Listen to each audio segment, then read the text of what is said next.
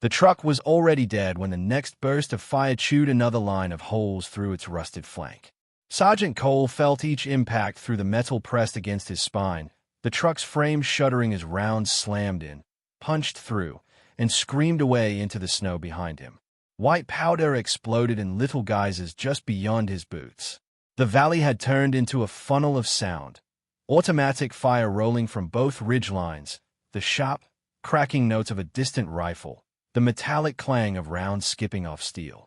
6. This is 1-1. We are in contact. Repeat. We are. Static swallowed his voice. The handset in his fist spat back only broken fragments, pieces of word from someone else on some other net. And then even that died. The small green screen flickered and went dark. Come on, he hissed, jamming his thumb on the transmit key again. Come on. Nothing. He dropped the radio cord and risked a glance over the engine block.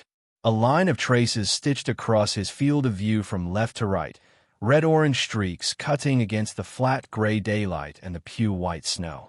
They raked the gap between their wrecked truck and the next vehicle, turning untouched snow into a churned mess.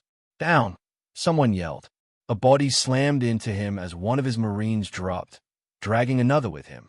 The kid, Harris, barely out of school, was screaming, hands clutching his thigh where dark red was already spreading into the snow. Don't leave me. Don't leave me. Don't. We're not leaving you, Cole said automatically, voice raw. Duck. I need the corpsman now. On the far side of the truck, their machine gunner was hunched behind the overturned front wheel, sweat freezing on his face despite the cold. His weapon roared in short, controlled bursts, then longer ones as the pressure rose, the barrel starting to glow faintly even in the washed-out daylight. I can't see him. Mendez shouted, voice cracking. They're high left and high right. I can't see our lanes, Sarge. Rounds sparked off the rocks above them, the sound coming a fraction of a second after the impacts. Cole felt it in his teeth more than he heard it. The geometry of the valley was all wrong, and he knew at the moment he'd seen it from the cab. The narrow road cut through a slot between two steep ridges, both sides rising in jagged tiers of rock and scrub, coated in hard-packed snow. There was nowhere to maneuver the trucks, nowhere to turn around. The burning hulk of the lead vehicle was lying sideways in the road up ahead, still hissing smoke, blocking their path forward. Behind them, the road curved out of sight. Low ground, high walls, no exits. A perfect kill box. Rios. Cole yelled, looking for the squad's designated marksman. You got that sniper yet? Negative, came the answer from somewhere near the rear bumper. He keeps shifting, optics taking hits. I can't glass anything longer than 3 seconds without eating rounds. As if on cue, another precise crack echoed down the valley. Cole watched, helpless, as a Marine 2 trucks back jerked, hand flying to his shoulder. He dropped behind cover, leaving a smear of red on the snow-dusted door. Cole ducked again. The radio hissed uselessly beside him. Higher headquarters, the relay station, air support. None of it knew what was happening.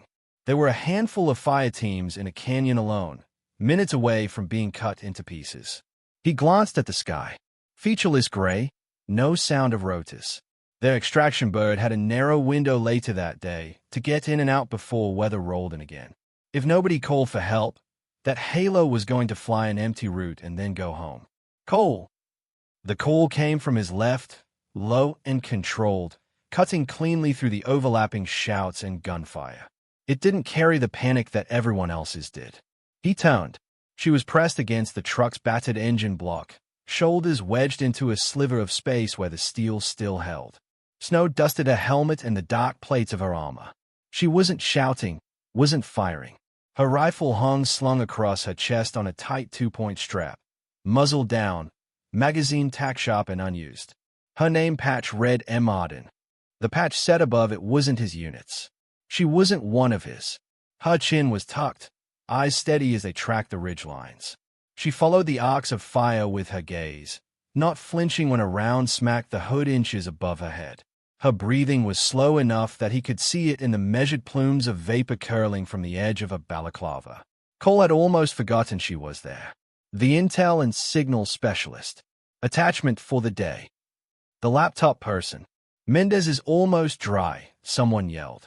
Last belt. Make it count. Cole shouted back, then leaned toward Arden. What? Her eyes cut to the marksman.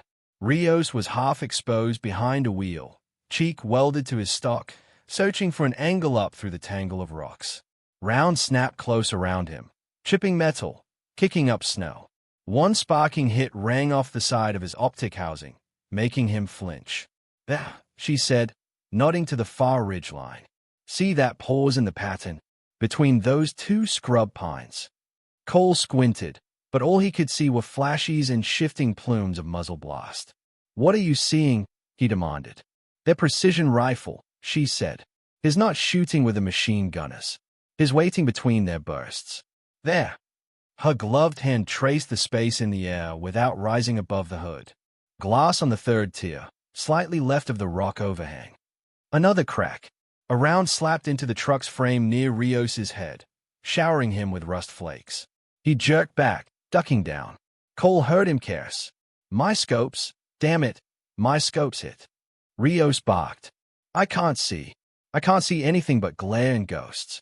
He slid down with his back to the wheel, clutching the rifle, shaking his head as if he could clear it. Spiderweb cracks crept across the glass of his optic. Cole swore under his breath. Without Rios picking off that sniper, they were locked in place. Arden watched Rios for one heartbeat, then another. Cole saw something shift behind her eyes, a small, quiet decision. She turned her head toward him, calm in a way that made him almost angry.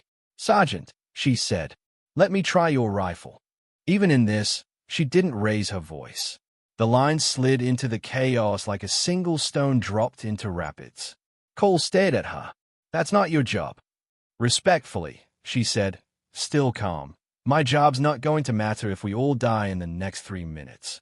A round smacked into the tire near his foot, showering them both with rubber crumbs and ice. Harris whimpered, blood soaking through the bandage the corpsman had wrapped around his thigh. I can't see them, Rios repeated, voice breaking. He held his rifle out a little, as if it weighed twice as much now. Scope's trashed, Sarge. It's just light and cracks. Arden's gaze flicked to him, then back to Cole. She didn't plead. She didn't brag. She simply waited. Protocol said no. She was attached as intel, comms, tech. She wasn't on his books as a shooter. Her primary was probably barely zeroed. The risk of handing his only precision rifle to an attachment in the middle of a kill zone. Another crack. A wheezing grunt cut off mid-curse somewhere to their rear. Cole made the decision before he could think better of it. Rios, he snapped. Give her the rifle. Rios's eyes flew wide. Sergeant, she. Now. Hesitation flickered on the younger Marine's face. Then he pushed the weapon across the dainty snow. Arden caught it, hands already moving with practiced efficiency.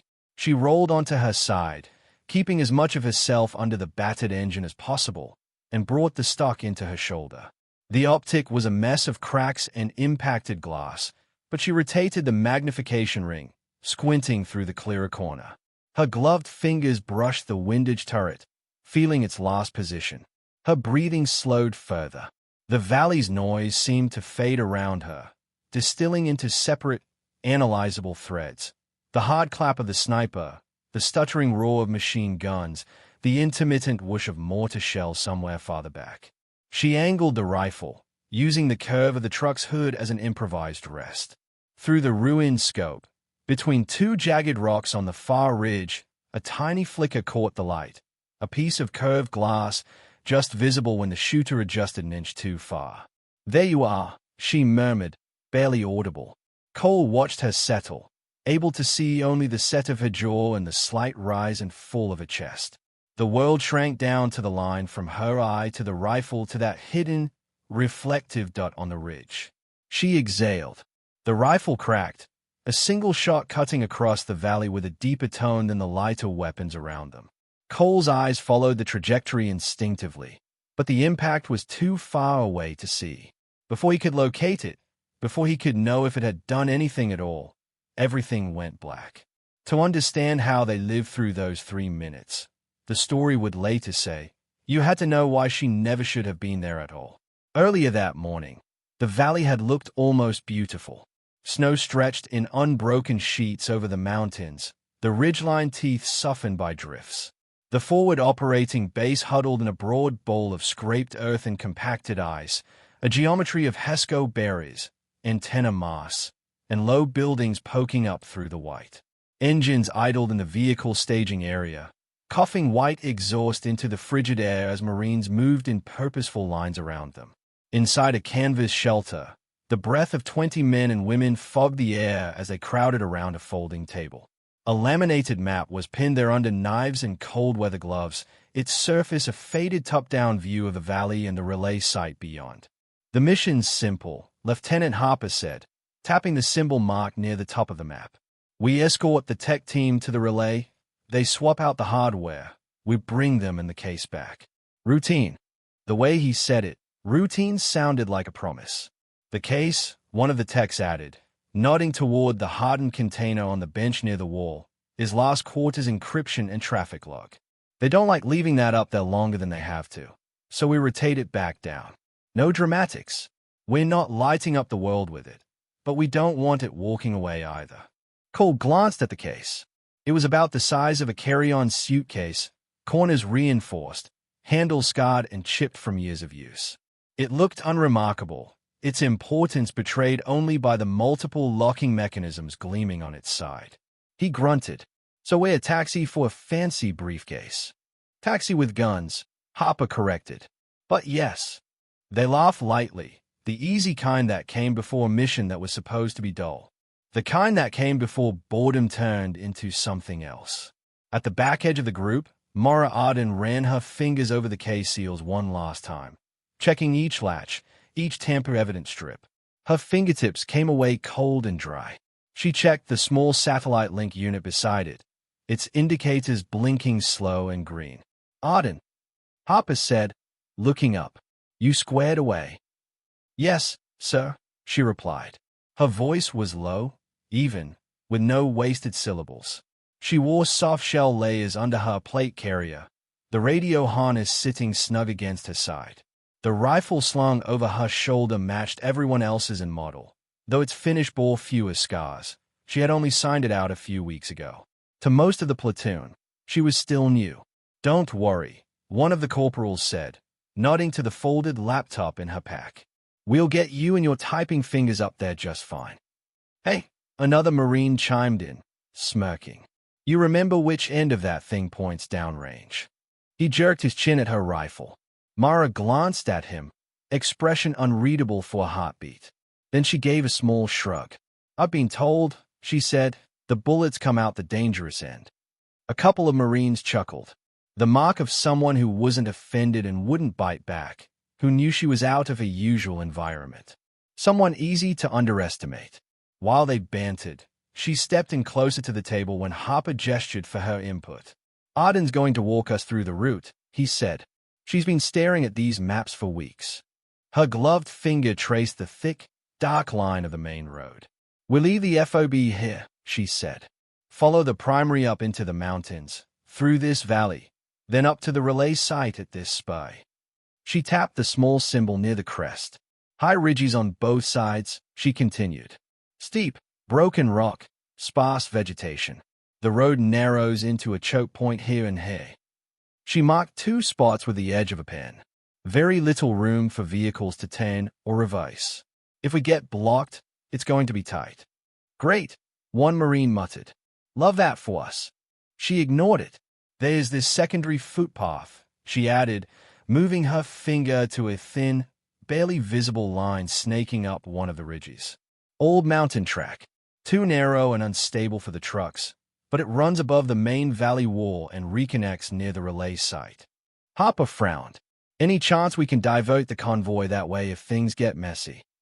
"Not with vehicles, sir," she said. "Maybe with a small element on foot. But it's steep, and snowpack will be unstable in places. So we stay on the main road," Harper summarized. "On paper, yes," she said. "But—" She paused, eyes scanning the contour lines and the shading that indicated cliffs and gullies. "This valley," Mara said after a second, is very good ambush terrain. The shelter went a little quieter. She felt their eyes on her. If I were planning an attack, she continued, not dramatizing it, just stating a fact, I'd put machine guns here and here. She indicated both ridgelines near the choke. I'd have a sniper up on this third tier. Overlapping fields of fire from both sides. Mortars somewhere back here behind Defilade. You could bracket the road and catch anything in the low ground.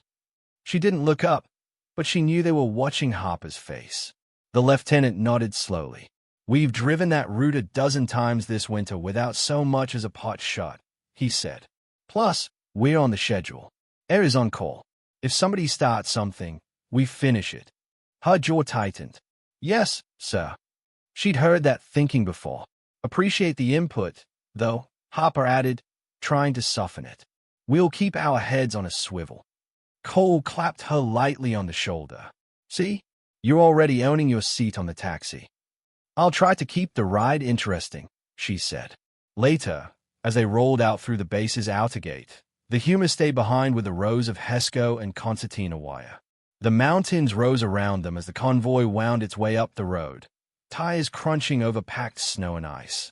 The lead vehicle kicked up a constant mist of fine powder that glittered in the pale morning light. The sky overhead was the same washed-out gray it would be later, but without the sound of gunfire, it felt almost benign. Inside the second truck, Mara sat squeezed between two Marines on the bench seat, the heater blasting weakly against the cold seeping through the doors. She watched the ridgelines pass by through the side window, not really hearing the joking argument unfolding beside her about whether real coffee or instant was more likely to kill them. High on a slope to their right, she noticed a set of tracks cutting diagonally across the snow. They were old enough to be lightly drifted over, but not enough to disappear. Human, not animal. The spacing and depth told their own story. They led from a cluster of rocks down toward the valley mouth, then vanished where the wind had scoured the ground bare. Hey, someone said, nudging her. You ever even zeroed that thing? She blinked and realized one of the Marines, Delgado, was looking at her, chin pointing toward her rifle resting muzzle down between her knees. It came that way, she said. Came what way? He asked. Zeroed. A couple of laughs broke out. Sure, Delgado said. But did you zero it? She rolled the rifle's sling between her fingers, feeling the tension. Her thumb brushed the smooth ridge of the safety. Her hand moved over each magazine pulled down in her chest rig in turn, subtly verifying they were full. I've had to hit things farther than that ridge, Corporal, she said without looking up. With less than this. The vehicle bounced in a rut, jarring everyone. Delgado made a face, but didn't push it. For a moment, the whine of the radio in her ear went strange. The background hiss changed texture, like a cord being bent out of tune. She leaned forward slightly, turning the volume up a notch. Under the static, a thin thread of something else wound through, faint voices in a cadence she didn't recognize. Then the signal snapped back to normal, the usual clipped Marine voices returning. She frowned, thumb resting near the PTT. Problem? Harper asked from the front passenger seat, catching her expression in the rearview mirror. Just, she tilted her head, listening. I thought I heard. Never mind. It's back. Could be atmospheric. Harper nodded once, then turned his attention back to the windshield. She didn't say that it hadn't quite sounded like that. She'd heard terrain-induced interference, weather disruptions, cheap jammers. This had felt like a hand testing the door handle before deciding whether to kick it in. As they approached the valley mouth, the road narrowed, rock walls shouldering closer. On the right-hand ridge, near a scattering of low scrub, a figure appeared, wrapped in heavy clothing, a staff in one hand. A smaller shape was beside him. A child, by the look of the proportions. Local herders, Harper said. Friendly enough last time. Wave and smile. The lead vehicle's gunner raised his hand in greeting. The shepherd didn't wave back. Instead, he watched the convoy pass with a stillness that made the hair on Mara's arms rise. The child peered around his legs, then tugged on his sleeve, pointing up valley. As the trucks rounded the bend, both figures slipped back over the ridgeline and out of sight. Her fingers tightened on her rifle. Later, in the kill zone. That memory would stick in her mind as much as the flicker of sniper glass. The first explosion was more force than sound. The lead truck seemed to leap sideways, the front end bucking up off the ground before slamming back down at an angle. For a second, it hung there, then toppled, rolling onto its side in a spray of snow, dirt, and shattered glass. Mara felt the shockwave hit the second vehicle half a second later, an invisible palm slapping the side, snapping her head against the window. Her ears filled with a high-pitched ring that muted the world. Then the ring was drowned in gunfire. Machine guns opened up from both ridges in eerie coordination, their reports overlapping and interlocking. Rounds hammered into the sides of the convoy, slashing through windows and doors. The windshield spiderwebbed, then blew inward as someone in the front slammed the brakes. Contact left and right. Cole roared, his voice distorted by the ringing in her ears. Dismount! Dismount! The world fractured into pieces. Mara's hand found the door latch, shoved it open, and she slid out into the blinding white. The cold hit her like a wall.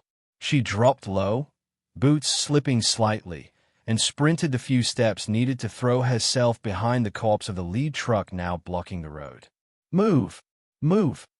Marines tumbled out of their vehicles, some already firing, others hauling gear. A saw chattered somewhere to her left, sending a curtain of rounds up toward a muzzle flash dancing along the ridge.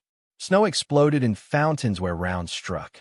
Her radio flared with noise, then strangled on a sudden, unnatural hiss. The net died in her in mid-sentence. She looked down at the display, no channel indicator, just a mess of symbols. Jamming, she thought, the word cold and clinical in her head. Up ahead, the designated marksman had taken cover behind the engine block of the overturned lead truck. He tried to bring his rifle up, but every time he lifted his head, a precise shot snapped close enough to ring metal around him. The shooter knew exactly where he was. Mara dropped into a crouch, crawling over packed snow and shards of glass toward a Marine lying half in, half out of a doorway. Blood bubbled from a wound in his leg, staining the white ground a shocking crimson. Hey, she said, breath fogging. I've got you. His hand clamped onto her forearm like a vice. Don't leave me. Please don't. I'm not leaving you, she said, hooking her arm under his shoulders. On 3. 1, 2. She yanked, dragging him backward as rounds zipped and whined overhead. The truck's metal undercarriage groaned as it settled further into the road. She stole a glance through the shattered windshield as they passed. The world beyond narrowed into small, functional details. The angle of bullet strikes on the vehicles. The way some rounds were walking deliberately up the truck carrying the hardened data case, while others seemed to ignore other targets entirely. The way the fire on one side of the valley hesitated every time the case's side doors came into view, as if the shooters were trying not to hit it. They wanted intact, she thought, not shredded. Her mind built a picture in the space between heartbeats. They weren't just trying to kill them. They were trying to stop the convoy, fix it in place, suppress it, and then get to that case. Maybe grab the tech with the access code while they were at it. Commanders who thought this route was low threat had just been wrong. Far above, on a spur near the relay site, a small team of technicians heard the distant, muffled booms and the rolling echo of gunfire. One of them lunged for the field phone, twisting knobs, calling down the valley. The line remained dead. Another knot of jamming. Back on the road, Cole scrambled along the length of the burning truck, planting himself beside her and the wounded Marine. Bird says they are wheels up in 2 hours, he shouted, voice hoarse. If we're not at the LZ by then. They turned back. She didn't have to ask if they'd called that bird since the ambush started. The useless, silent radios hanging from everyone's gear answered for him. A mortar round thumped in, landing somewhere behind the ridge, sending up a plume of snow and rock chips. The next one landed closer. The third bracketed the road just ahead, showering them with frozen debris. They are walking it and using observers on the high ground, she realized. The kill box tightening. She slid herself against the underside of the truck beside Cole, the map case digging into her ribs. With numb fingers, she yanked it open enough to drag the folded sheet out. A stray round punctured the paper near her hand, leaving a blackened hole. Now, Cole demanded, nodding at the map. Now, she said. The stylized, bloodless version of the valley stared back up at them. Symbols for the road, the ridge lines, the relay station. The thin, hardly there line of the old mountain track. "The fields of fire are here and here," she said, pointing to where her mental picture overlapped with the contour lines. "Their sniper is probably up on this third tier. Mortars behind this ridge.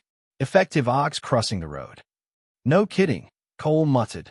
"What are you thinking?" "I'm thinking," she said, "nobody on the road is going to beat them." She tapped the narrow track marked in faint gray. "But someone up here might." Harper had wanted to say no. Everything about the situation, everything he'd been taught about roles and responsibilities, screamed against sending an attached intel specialist alone up a barely-there goat path into heights controlled by an unknown-sized enemy force. "You're not going," he'd said, clutching his bleeding shoulder, back pressed to a half-wall of snow and frozen dirt. "I need you on the radio, Arden." "The radio isn't working, sir," she answered. "They are jamming every frequency we care about. I'm a wasted asset down here." "We can't spare a team to escort you," he ground out. "I'm not sending one person up there on their own. That's not protocol," she finished for him. "I know." A mortar round landed farther down the road, throwing up a column of rock and snow. Someone screamed. Mendez's saw chattered briefly, then jammed with a coughing rattle. He swore frantically as he tried to clear it using hands that had gone more numb by the minute. "You said it yourself," she told Harper. "This valley's a textbook ambush. Whoever's up there is reading the same textbook. We're not going to surprise them by doing exactly what they expect." Harper's jaw clenched. Cole, kneeling beside him, said nothing, though his eyes flicked between them. "I grew up in mountains," Mara added, "on slopes steeper than this. I've moved in snow since before I could spell my own name. And this isn't my first time shooting from an elevated position when someone else's marksman was down." Harper's gaze sharpened. "That wasn't in your file." She shrugged. "Not the version you saw." A crack from the sniper echoed down, and another Marine's helmet spun off his head as he dropped. The ricochet whined past Mara's ear. "How far is it?" Cole demanded, nodding at the faint track on the map. "Less than 2 clicks lateral," she said. "Maybe 400 meters vertical. It'll feel like more in the snow." "In this mess," Harper said, "you'll be a silhouette against the sky." "Only if I pick bad lines," she replied. "I don't intend to." Harper sucked in a breath that turned to steam in the air. "Take the marksman rifle," he said finally. "Rios, give her your spare mags." Rios looked as if someone had struck him. Then he nodded, swallowing hard, and began tugging magazines from his chest rig, handing them over. "This is insane," he muttered, but it didn't sound like a protest. It sounded like a prayer. Mara slid the magazines into her own rig, feeling their familiar weight settle against her ribs. She pulled her pack off, stripping it down to the bare essentials: a small med kit, a compact optic, a multi-tool, extra radio battery she knew were probably useless under jamming but carried anyway. Every ounce counts on the climb, she reminded herself. She grabbed the folded map, tucking it into her front plate carrier where she could reach it without taking off her gloves. Cole gripped her forearm. "You sure about this?"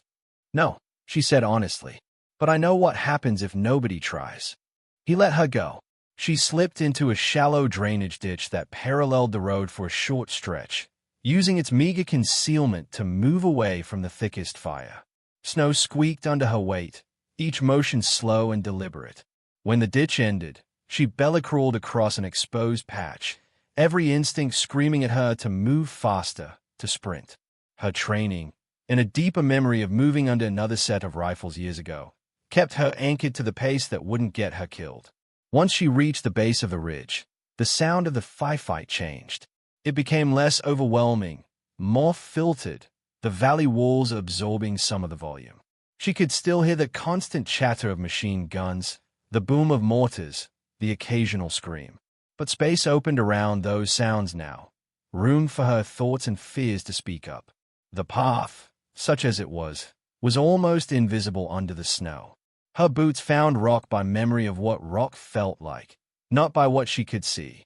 She kicked through drift that went up to her knees, then scrambled over exposed stone where the wind had scoured everything clean. The angle steepened quickly.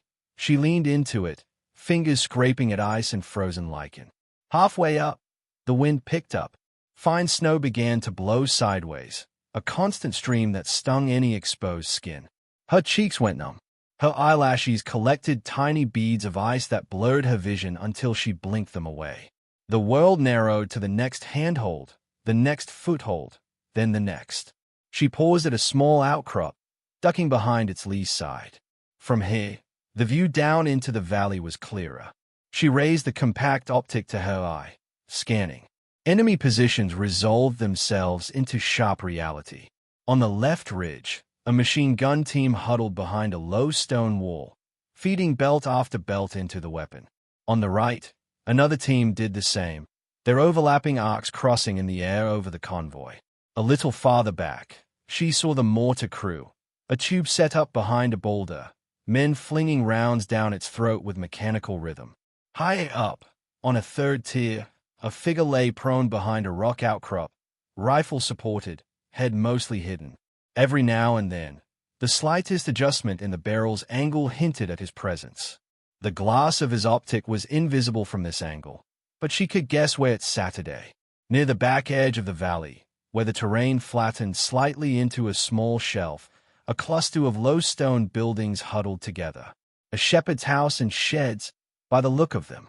Outside, men moved with more discipline than farmers, carrying weapons, hauling cables. One fiddled with a tripod and a camera pointed down valley. Another adjusted a pack with an oddly prominent antenna, its lines not unlike the one she was used to seeing on their own gear. They are recording this, she thought. Broadcasting, maybe, and someone there is running the jammer. Her first instinct was to get on the radio and call for whoever was overhead to erase that entire shelf from the face of the mountain.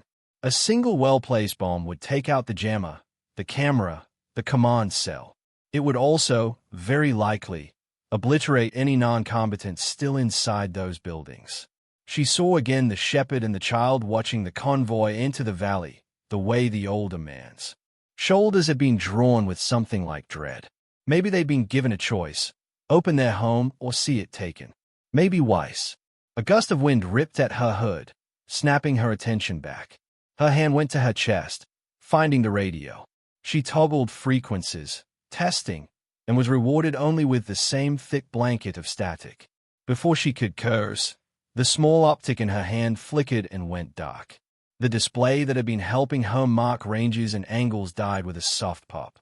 Cold did things like that to electronics, especially when someone else's electronic warfare was saturating the air. She turned it over once, then slid it back into her pouch. The mountain didn't care how many gadgets you brought. In the end, it always came down to eyes, hands, and judgment. From here, she could see the route of the old track continuing up, narrowing into a ledge barely wider than her boot at some points. It twisted behind a line of scrub pines, then vanished from this vantage. She adjusted the rifle strap, pulled her hood tighter, and pushed on. Each meter of elevation gained added weight to her legs. Her breath came harder now, ragged clouds torn away by the wind. Her fingers were stiff, the rifle an extension of her will more than of warmth. She stumbled once when a patch of ice she thought was solid crumbled under her foot, her stomach lurching as she flailed for balance. Her shoulders slammed into the rock wall, and pain blossomed there, sharp and immediate. She used it to pull herself upright and keep going. She didn't think about the drop behind her. She didn't think about the last time she'd made a climb like this, on a different continent under different sky, with another patrol pinned down below and another marksman incapacitated. She didn't think about the shot that had gone exactly where she'd put it, and the child who had stepped into the line of fire a heartbeat too late. She didn't think about the board of inquiry, or how her role in that day had been compartmentalized away, the incident sealed in a classification envelope that also sealed her path as an official sniper. Instead, she thought about the slight flicker of glass she'd seen between two rocks from way down on the valley floor, and about how many of the people she'd shared coffee with that morning were going to die if she didn't find it again. At last, she hauled herself onto a narrow perch, a jut of rock just below the ridgeline. From here, she could see not just the valley, but the enemy's entire layout, like pieces on a board. Snow blew across her field of view in thin veils.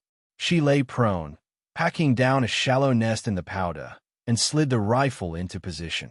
She adjusted her body until the stock settled into the pocket of her shoulder like it had been made for it. Her heart rate slowed. Her breathing deepened, then steadied. The wind on this ledge had a particular cadence, funneled by the shape of the rock into predictable eddies. She tasted it, felt it on the exposed edge of her cheek, translated it into the small hold-offs and corrections that had become muscle memory years ago.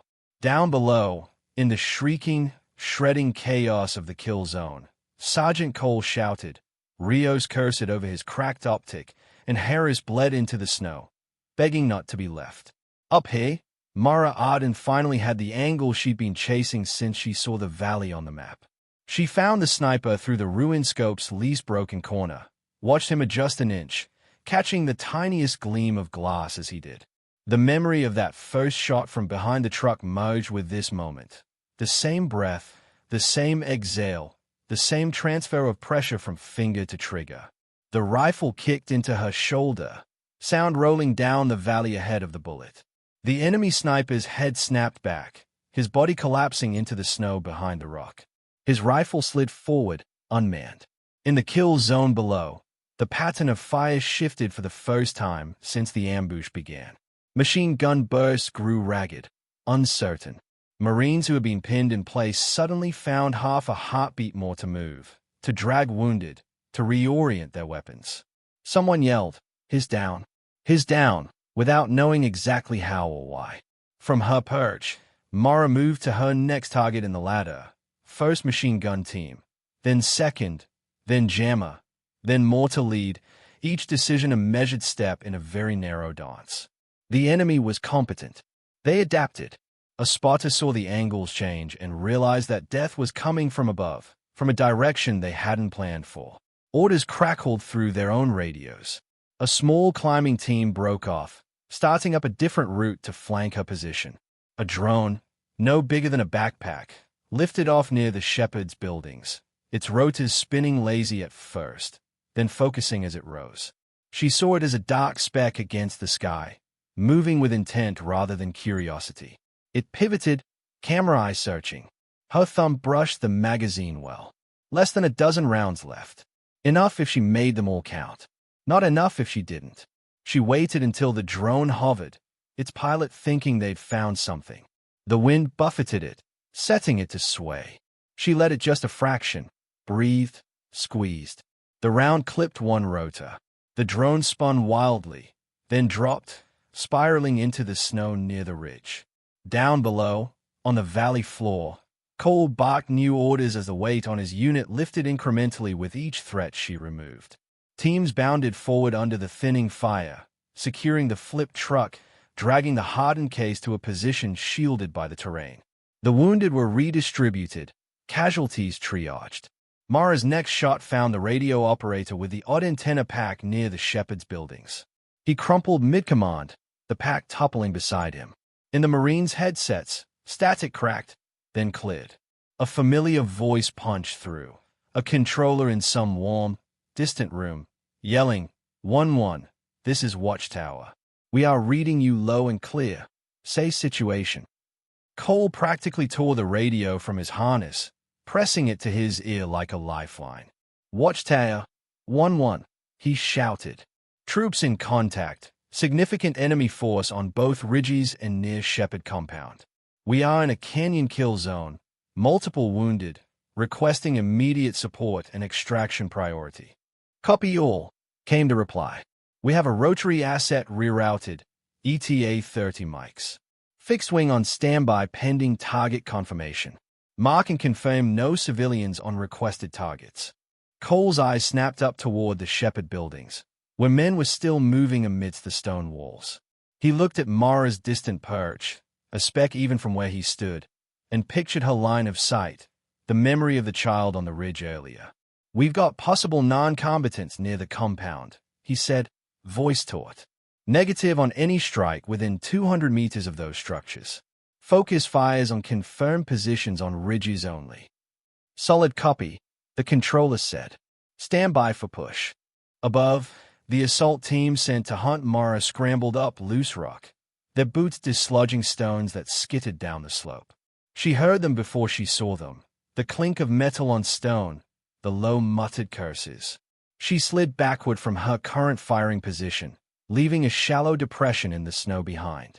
A few meters along the ledge, she dropped a spent magazine down a narrow gap, listening as it bounced and rang against stone below. The climbing team paused, guns turned toward the sound. At that moment, Marines on the valley floor who had managed to flank far enough along a side gully saw their silhouettes and opened fire. Caught between angles, the enemy assault team fell in a brief, brutal exchange. Mara used the distraction to slip to a new notch in the rock, sighting in on the mortar crew just as they fumbled around and dropped it in the snow in their haste.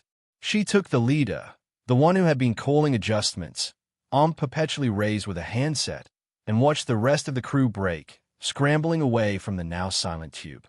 The battle devolved from orchestrated kill box into disconnected pockets of resistance. The enemy commander, realizing the trap had been sprung on them instead, ordered a withdrawal. She saw him, by posture and behavior if not insignia, moving toward the back of the Shepherd compound with a small entourage. One of them carried a hard case similar in shape to the one on the Marine's side, though colored differently. Perhaps their own recording gear. Perhaps something else stolen, intended to be displayed later in some triumphant video. Her last clean shot of the sequence threaded between two bare trees, through drifting snow, into the carrier's leg. The man went down hard, the case tumbling from his grasp. It slid across the icy ground and came to rest against a stone, untouched as his comrades grabbed him and dragged him away. She let them go. The ones who could run, she let run. She lay there, chest heaving against the rock, eyes stinging from wind and cold, rifle suddenly heavy in her hands. In the valley, Marines shouted over each other and over the renewed buzz of the net.